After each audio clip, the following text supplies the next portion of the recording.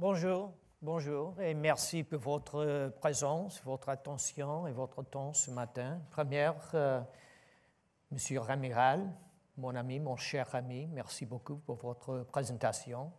C'est très intellectuel, très formidable, et je sais très en point.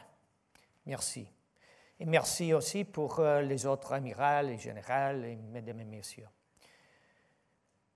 Je crois que c'est possible que le grand menace dans le monde aujourd'hui, c'est un officier de notre Américain militaire avec une présentation de PowerPoint.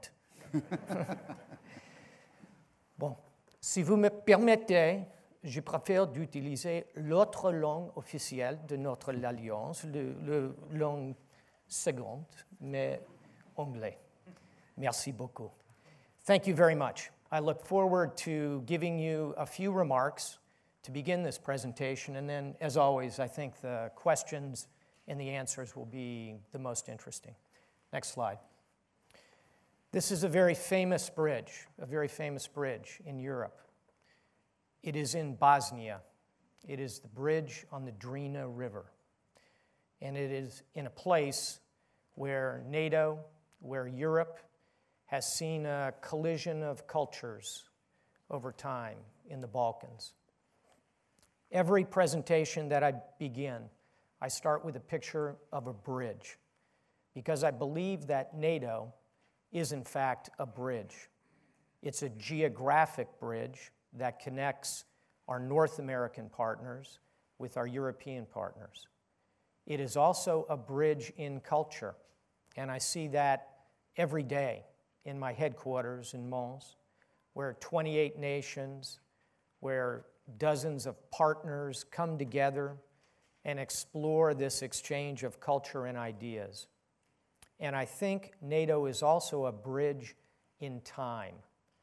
As Amiral Guillot told us this morning, we are moving into the future. We are not imprisoned by the Cold War. And so I believe that NATO is part of this bridge in time that allows us collectively to move into the future. Next, please. So let me begin with a very sad photograph, because it is a photo that tells us, in a sense, why NATO exists. This is a class of 1914 at Saceur. And as many of you know, this photograph was taken in the spring of 1914. By 1916, every officer in this photograph had died. Everyone in the First War. So Europe knows war.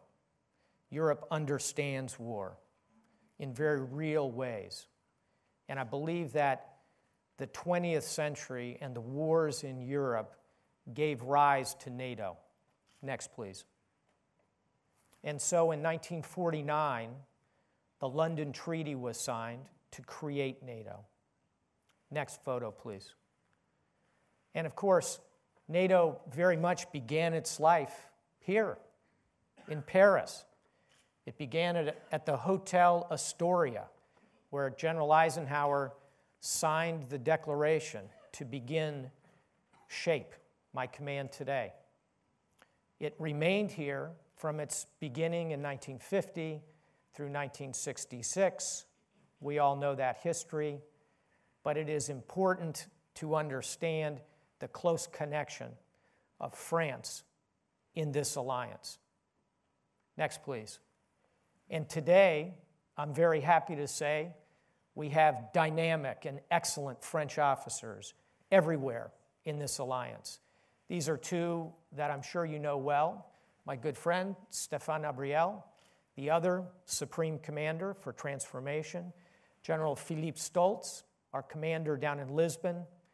I have superb generals and admirals, Stolsteiner, Yakovlev, de Boucheron on my staff today doing superb work.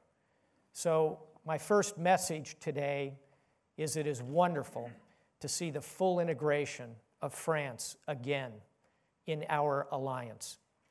As I have said to many over the last year, as France has completely reintegrated throughout the alliance and taken supreme command in the alliance, I have said, c'est un moment très bon pour France, mais c'est un moment magnifique pour notre l'Alliance.